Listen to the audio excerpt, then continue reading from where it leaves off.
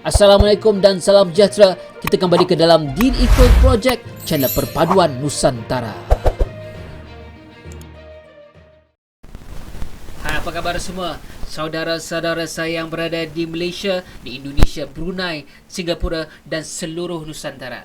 Hari ini geng, kita akan buat reaction mengenai satu topik yang agak menarik yang saya dapati daripada website bulan ini, yang bertajuk Mimpi Nenek Tua Urut Perut, Doktor kongsi kisah wanita hilang anak 6 bulan di dalam perut. So kisah ini ialah kisah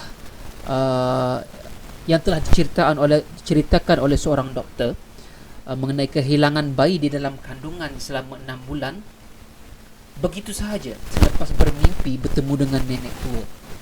Sungguh dahsyat. So cerita asal ini datang daripada TikTok sebenarnya, yang dikongsikan oleh Dr. Mrs. DIY. Alright, follower dia sebanyak 207.5k. So banyak cerita-cerita menarik. So seperti cerita-cerita orang Melayu Riau, mistik, gaib dan juga sejarah. So jika anda berminat dan suka, boleh follow beliau di dalam TikTok. Begitu menarik saya gaya penceritaan juga yang bersahaja. Tapi jom kita tengok dulu apa sebenarnya yang diceritakan oleh doktor ini. Jom kita dengarkan. Saya masih pakai baju praktek saya karena saya baru selesai pasien, ya. Jadi saya barusan menerima seorang pasien, ibu-ibu. Pasien itu pesakit. Ibu ini siang kemarin, sore kemarin, ibu-ibu ini masih dalam keadaan hamil 6 bulan. Saya yang periksa, ya. Detak jantung bayinya bagus, semuanya bagus, tidak ada apa-apa. Jadi ibu ini berasal dari pedalaman daerah perkebunan. Jadi ibu ini bekerja di perkebunan. Orang berasal dari Nias, ya. Sore kemarin ibu ini datang memeriksakan kandungannya kepada saya dan alhamdulillah kemarin masih bagus semuanya. Tiba-tiba sore ini dia datang lagi kepada saya dalam keadaan perutnya sudah kempes dan tidak ada tanda-tanda kehamilan. Tanda-tanda kelahiran juga tidak ada, ya.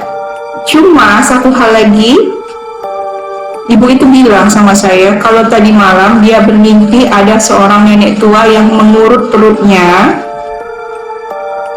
dan meminta bayinya. Saya bilang sama ibu itu,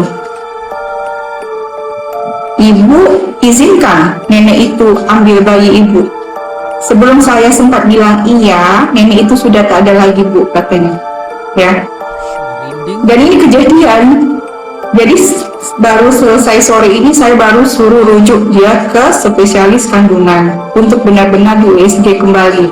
Apa memang kemarin dia itu hamil atau tidak? Tapi berdasarkan pemeriksaan saya beberapa kali bertemu dia, ada 3 kali sudah, dia memang dalam keadaan hamil.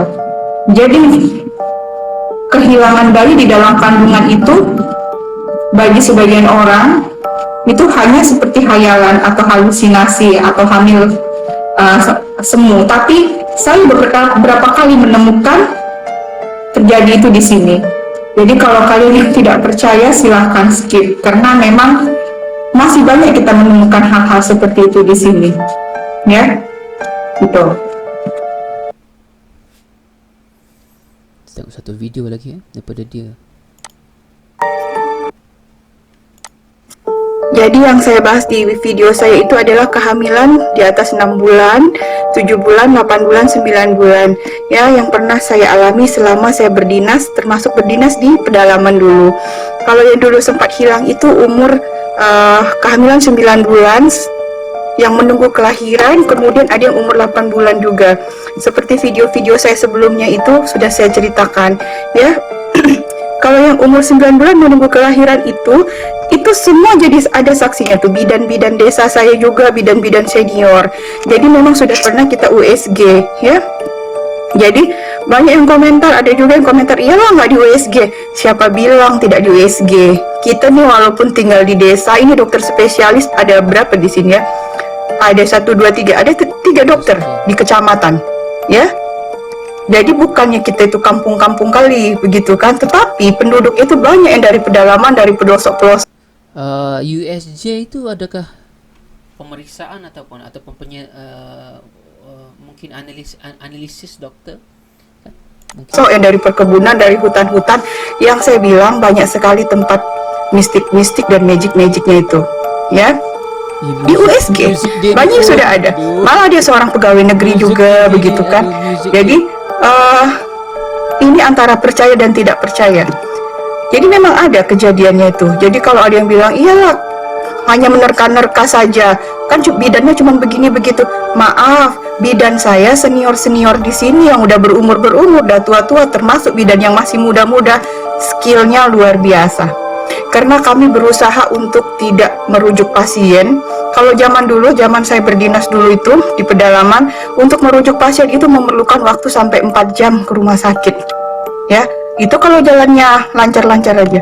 Kalau jalannya rusak, hari banjir, itu 1 hari. Pernah melahirkan di perahu kami. Ya, jadi memang skill-skillnya tuh skill-skill dewa. Bidan-bidan senior saya tuh. Ya, jadi kalau misalnya ada yang komen, wah iyalah terka-terka, itu tidak seperti yang kalian bayangkan. Tidak bodoh-bodoh juga kita tuh. Kita juga punya kantong persalinan yang harus kita laporkan, begitu ya. Jadi yang kehamilan 9 bulan ini yang pernah juga saya alami itu menunggu kelahiran. Jadi sudah bingung lah kami membuat laporan persalinannya bagaimana, laporan kehamilannya, KIA-nya bagaimana kan. Nah begitu, jadi kalau ada yang komen-komen tidak percaya, saya juga tidak memaksa untuk percaya, tetapi saya menceritakan pengalaman saya, termasuk yang dipraktekkan saya juga. Oke? Wah ini, tapi sebenarnya guys, kalau korang perasan, saya pun ada dengar juga lah macam bayi yang hilang semasa kandungan, tiba-tiba hilang. Tetapi saya agak skeptikal. Mungkin kadang-kadang orang menganggapkan bayi itu hilang digugurkan, keguguran dan sebagainya. Tetapi doktor ini mengesahkan bahawa telah dicek dan telah diperiksa, tidak ada tanda-tanda keguguran ataupun tanda-tanda kelahiran pada si ibu ini. Dan di dalam pemikiran saya, apa sebenarnya yang dialami oleh wanita yang telah kehilangan anak di dalam kandungan ini, ya? Pada pendapat anda apa? Adakah disebabkan oleh mimpi tadi, anak itu terus hilang, dan disahkan juga oleh doktor ini pada awalnya tadi, sehari sebelum kehilangan, yang wanita ini ialah mengandung selama 6 bulan. Jadi bagaimana dia nak buat laporan ataupun analisis laporan itu kepada di pejabat dia ataupun di kantor dia, dan dia juga tidak memaksa untuk kita percaya ataupun tidak, tetapi itu yang berlaku di sepanjang pengalaman beliau ini, memeriksa, mengendali pasien dia, mengendalikan pesakit-pesakit dia. Itu yang dialami, bukan sebarang doktor, bahkan dia juga telah merujuk bidan-bidan yang lama, bidan-bidan senior yang agak berpengalaman, hingga terjadi tadi kelahiran yang berlaku di atas perahu, kan, di atas perahu apabila berlakunya terjadi banjir dan sebagainya. Dan saya rasa doktor ini ikhlas. Dan di dunia ini kita bukan hidup sendirian, kita ada makhluk-makhluk halus yang kita hidup bersama, yang mana kita tidak nampak. Merinding, aduh. Okey, malam pun sudah larut. Saya rasa mesti merembang pula. Aduh, merembang pula. Oi. Okey guys, sebelum saya mengakhiri saya punya reaction hari ini, jangan lupa anda boleh pergi ke TikTok Dr. Mrs. DY ataupun Dr. Mrs. D, dan boleh follow dengan banyak lagi cerita-cerita mistik ataupun tips-tips tentang kelahiran, tentang cara adab semasa mengandung dan sebagainya. Anda boleh tengok di sini dan boleh bertanyakan kepada beliau di TikTok ini. Okay guys, jangan lupa guys, jika anda suka dengan reaction saya, jangan lupa like, comment, subscribe, dan saya doakan anda sihat-sihat sejahtera. Assalamualaikum, bye bye.